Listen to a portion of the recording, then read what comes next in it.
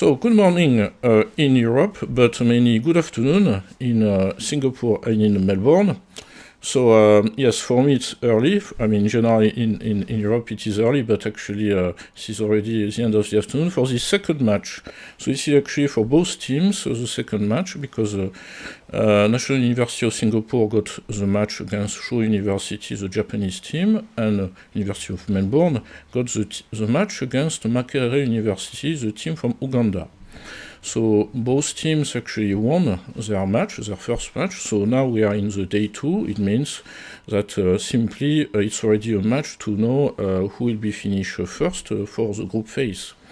So today we'll have a team of 3 for both sides. So I will give the floor actually to introduce, for everybody to introduce yourself. And afterwards, of course, we'll start the match. So maybe Mr. Marcus D.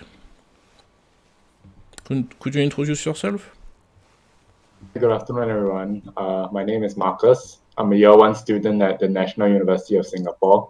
Pleased to meet all of you. I'm looking forward to a fruitful debating experience. Thank you. Thank you very much. Miss Farshian. Everyone, this is Ghazal, and I'm a second-year JD student at the University of Melbourne, and I'm very happy to be here and looking forward to this competition with all of you. Thank you very much. Now, Mr. Jean Ilay, sorry. Similar to Marcus, also a year 1 student at National University of Singapore, and I look forward to an exciting debate with everyone today. Thank you. Mr. Kingston. Hey, my name's Ben. I am also year 1 law student and very much looking forward to this debate. It's going to be great. Thank you. Mr. Song. I'm a law student also at the National University of Singapore. Pleased to meet everyone here today. Thank you. And Miss Stevens. Hi everyone, I'm also a first-year law student here at Melbourne Uni, and I'm looking forward to starting this debate with you all. Thank you very much. So just for some information, you will have a 3 judges for judging this match. One from Brazil, a professor of commercial law in Brazil. One from Hungary, who, let's say, spent some time of their career in New York. And as well, one from France. So these are the 3 judges. So what I will do now, obviously, is to share my screen. So I will randomize the position in front of you, and then you will know which position you will have during the match. So, up, voilà. So now you should see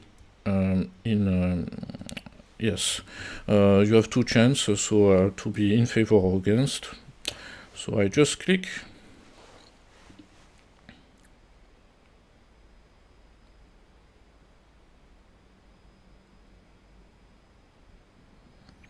So for this match, this is the University of Melbourne will be against, and therefore the National University of Singapore will be in favor. So I remind the topic for everybody. Energy tariff must be defined as lower when from clean source of energy by national regulators. So that is actually the position which will be defended by the National University of Singapore, and the University of Melbourne will be, I would say, defending that energy tariff must not be defined as lower when from clean source of energy by national regulators. So from now, you will have 5 minutes to review your notes, and we will see each other in 5 minutes for starting the match. So yes, you can close your camera if you wish to discuss as a team.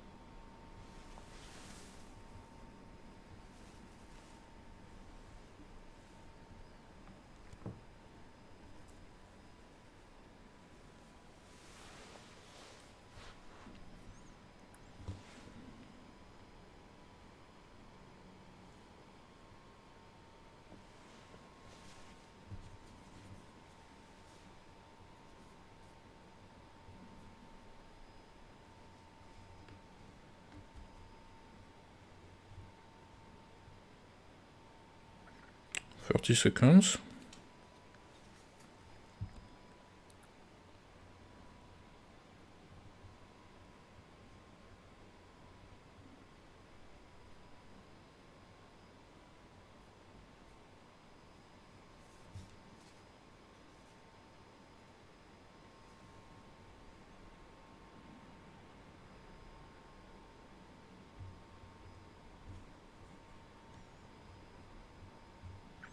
Okay, we are done, so I will stop sharing my screen and then we'll start the match. So as said previously before the presentation, before the 5 minutes of preparation, so this will be National University of Singapore will be starting, because having the position in favor, and afterwards we'll have as well the introductory speech by the University of Melbourne.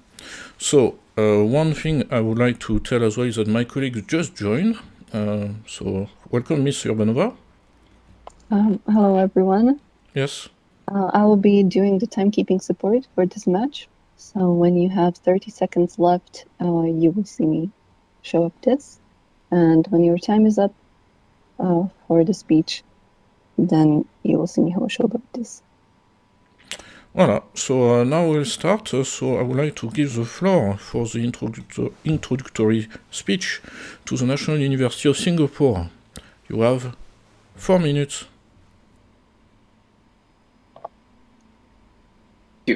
Good morning, judges. The second installment of the 6th assessment report by the IPCC, the Intergovernmental Panel on Climate Change, found that irreversible climate impacts are happening faster and with greater intensity than ever before. This report highlights the need for urgent action in reducing global warming. One of the greatest contributors to climate change is the emission of greenhouse gases. According to a report by the UN Habitat, cities around the world produce more than 60% of greenhouse gas emissions due to their electric consumption. Further, according to the same IPCC report, limiting global warming to 1.5 degrees Celsius will require rapid and far-reaching transitions in uses of energy. Therefore, it is not only ideal but necessary for the global energy industry to shed its reliance on non-renewable energy sources and transition towards clean energy. Such a transition can only be advanced by lowering the energy tariffs. Before delving into our main arguments, I will briefly lay out the perimeters of the debate. Energy tariffs are yearly fixed prices that consumers must pay for electricity and gas, set either by the government or an independent national energy authority. These tariffs are adjusted according to the consumption patterns of both the private citizen and commercial entities. The goal of these tariffs is to ensure that the energy demand is adjusted to the existing supply, avoiding market blackout situations where the demand far exceeds the available supply. Therefore, we believe that clean energy tariffs must be lowered by national regulators when such energy is obtained from clean sources. First, I will argue that clean energy tariffs must be lowered because it would encourage the transition to clean energy. Second, Marcus will argue that governments should lower clean energy tariffs as it would result in positive impacts on the environment. Third, Sean will argue that the lowering of clean energy tariffs will be beneficial to society, especially those who are less well off. Lastly, I will conclude by arguing that the failure of national regulators to lower such tariffs will lead to complacency and stifle innovation. Judges, moving into our first argument, we believe that energy tariffs must be lowered because it would encourage transition to clean energy. The lowering of energy tariffs will lower the price of green energy, making the option of using green energy more attractive to consumers. Consequently, this creates an increased demand as more consumers will switch to green energy, facilitating a transition to clean energy. Further, any worry about a market blackout is unfounded, as the supply of green energy can easily keep up with the surge in demand. According to the think tank Carbon Tracker, huge falls in the cost of solar and wind power in the last few years have unlocked an energy reserve that must meet world demand 100 times over. Research by the solar energy consultancy SolarGIS has also shown that with the current technology, the world has the potential to capture as much clean energy in a single year as could be generated by burning all known fossil fuel reserves.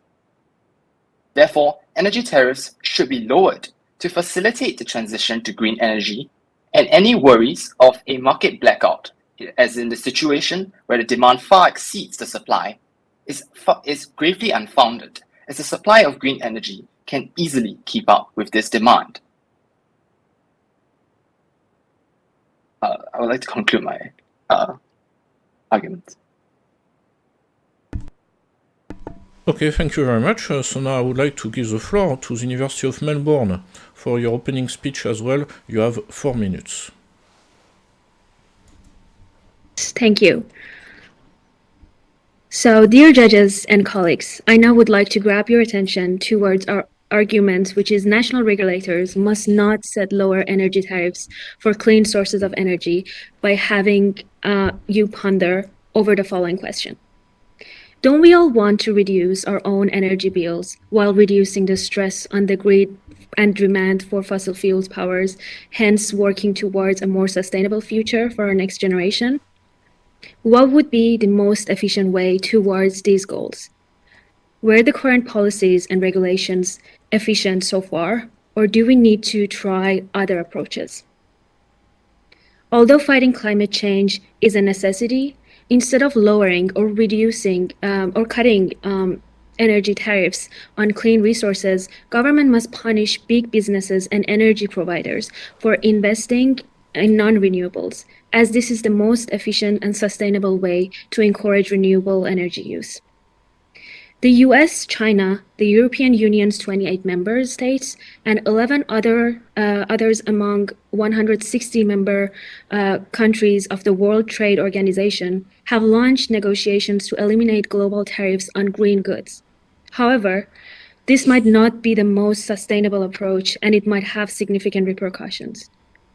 Government subsidies around the world distort the energy market and slow the transitions to cleaner fuels to the tune of billions of dollars. International trade frameworks, such as the rules of the World Trade Organization, tend to perpetuate this situation. More often than not, these agreements undermine governments' effort at climate, such as by preventing them from leveling the playing field between renewable energy sources and fossil fuels. Thus, we suggest, in order to address these inefficiencies and inefficient approaches, such as lowering tariffs on renewable energy, national regulators must, first of all, stop subsidizing harmful fossil fuels, and secondly, penalize investment and the maintained use of non-renewable energy. Thank you. Thank you very much. So now we move to the first rebuttals.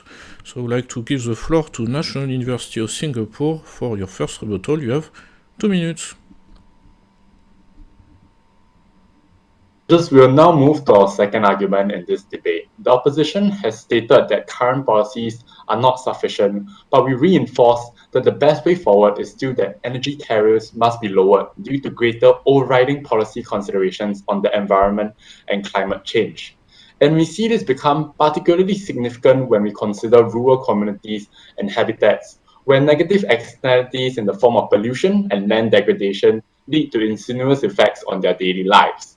A very clear example would come in the gradual shift from underground coal mining to surface mining in the United States, which employs invasive techniques which leads to potentially negative consequences on the surrounding environment. The opposition has also mentioned that governments should punish big businesses for investing in non-renewables, but have they considered how governments themselves made a bad bet when they chose to invest or develop codependent relationships with oil-producing countries? Such relationships were primarily motivated by entrenched oligopolistic relationships, such as in Russia, where it is closely tied with companies owned by oligarchs such as Gazprom and Novatek, which have deep ties with the Kremlin. And such environmental concerns and habitat degradation are not at the forefront of their mind.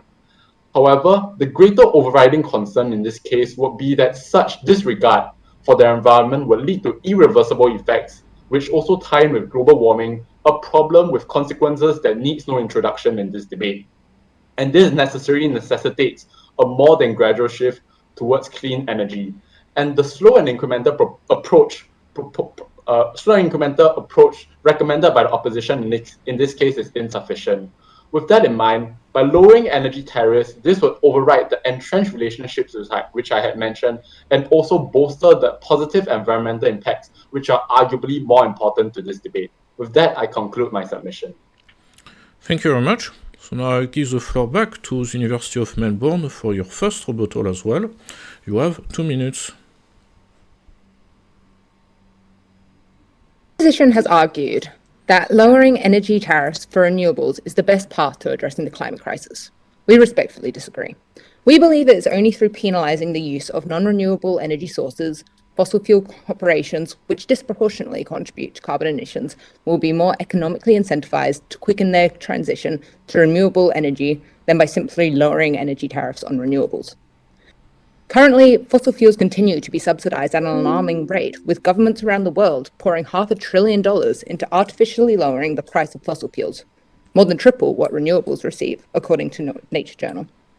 With big mining companies continuing to financially benefit from government handouts, they are not incentivised to transition to renewable energy, even if tariffs were lowered for clean sources.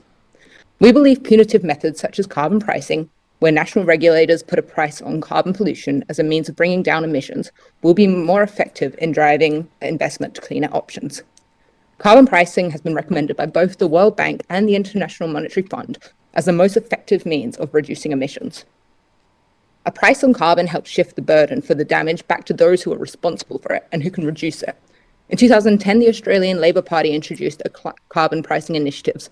In the following 3 years of this policy, the implementation of carbon pricing resulted in the largest fall in Australian emissions since monitoring began 24 years prior, along with declines in electricity demands and emission intensity.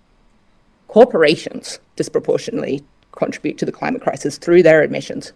For example, the National Greenhouse and Energy Reporting Scheme found that AGL was Australia's largest corporate greenhouse gas emitter, contributing to 8% of Australia's total greenhouse gas emissions. AGL is responsible for almost 25% of Australia's energy sector emissions.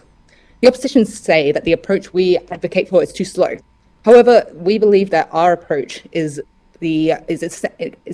essential for ensuring that the economic burden is reduced. Thank you. Thank you very much. So now I give the floor back to the National University of Singapore for your second rebuttal. You have 2 minutes. Judges. The opposing team has raised the counter-argument that we should be using subsidies. However, this fundamentally misunderstands the motion at hand.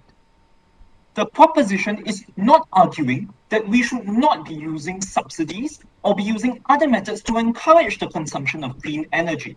However, what we are arguing that it is not mutually exclusive with the lowering of tariffs on green energy. This is substantially different from what the opposing team is trying to frame this debate as.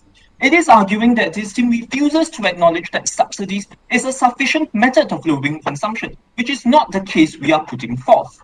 Rather, we are arguing that clean energy tariffs must be lowered by national regulators because of the beneficial outcomes you have in society, and this does not necessarily preclude the usage of subsidies or other methods of reducing the reliance on fossil fuels. We fundamentally believe that fossil fuels and clean energy will still need to be used and consumed together for at least a certain considerable period in the future. And what we should be doing is lowering clean energy tariffs so as to allow individuals in society to reap the benefits from utilizing clean energy. By failing to acknowledge that we should be reducing clean energy tariffs onto consumers, the opposing team is basically arguing for a higher price to be levied onto consumers. Have they not suffered enough? Judges, today we fundamentally argue that the lowering of tariffs will not only result in economic benefits, but on societal benefits that will encourage the consumption of clean energy at a level that is sustainable and will go hand in hand together with current infrastructure with fossil fuels. Thank you. Thank you very much. So now I give the floor back to the University of Melbourne for your second rebuttal. You have 2 minutes. Respectfully, I want to quickly summarize the 3 arguments presented by the Singapore University.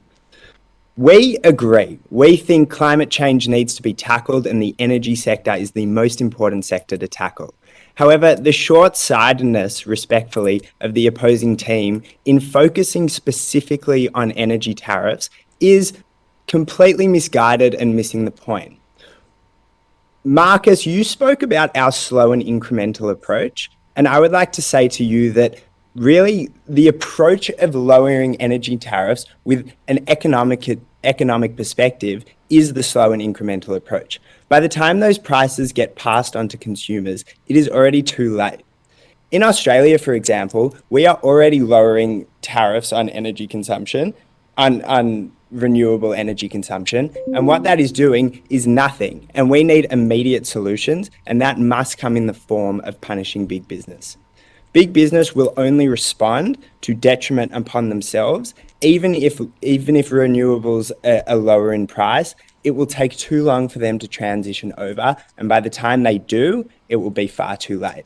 Therefore, as summarised by my two teammates, it is essential that we focus primarily on punishing investment in fossil fuels because that will lead to the quickest response and therefore the quickest solution to the issue of climate change. Moreover, if we look to price signalling, whilst lowering the cost of renewables is definitely worthwhile, it is not worthwhile enough considering the imminence of the situation for us to really focus on tackling this issue. And that's why, as we have said previously, it is essential that we focus on punishing these businesses and increasing the prices of fossil fuels relative to lowering the price of renewables in order to institute radical change. Thank you very much. Thank you very much. So now I give the floor back this time for the conclusion. So the conclusion starts with the National University of Singapore. You have 2 minutes. The opponent has unfortunately mischaracterized our arguments entirely. We are not entirely focusing on tariffs purely as a solution to this problem. Primarily, in fact, we are advocating for we have never not advocated for other forms of solutions. We are just focusing on tariffs as one of the possible solutions that we believe is a predominant solution that is beneficial for such a motion.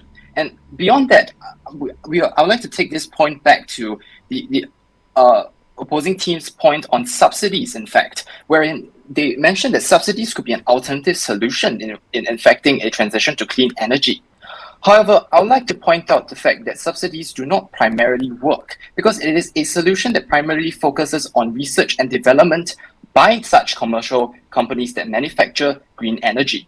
And most of the time, research and development take a long time and may not even culminate in any decrease in the price of the green energy.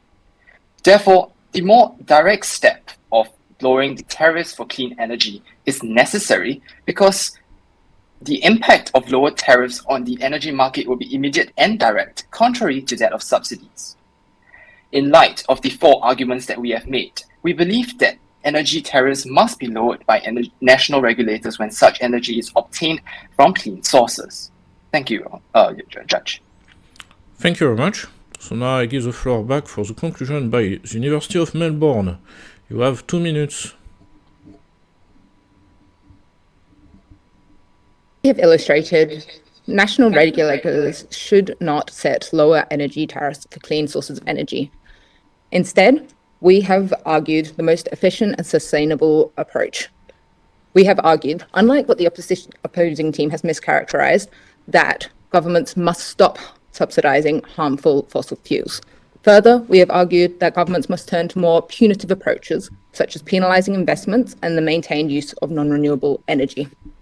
We have shown that our approach is the only solution to quickly and effectively address the climate crisis. If we are to have any chance at ensuring a future for the next generation, it is imperative that national regulators take concrete action beyond simply lowering energy tariffs for renewable energy sources, and instead take strong, punitive measures to target big polluters. Thank you. Thank you very much. So this is the end of this debate. We heard actually both positions extensively. So now you can relax because you are not anymore in an assessment moment. So we'll just give the floor alternatively to both teams in order to get your impression concerning this match. And of course, afterwards, we'll be done with this match. So I would like to give the floor to Miss Farshian. Miss Farshian, what did you think about your performance, your team, and as well opposite team? Yeah. All congratulations to the opposing team for the great debate. It was a great experience being against them. And also congratulations on my own team for our effort. I think we tried to implement a lot of feedbacks we got through the previous competition, and we tried to implement them.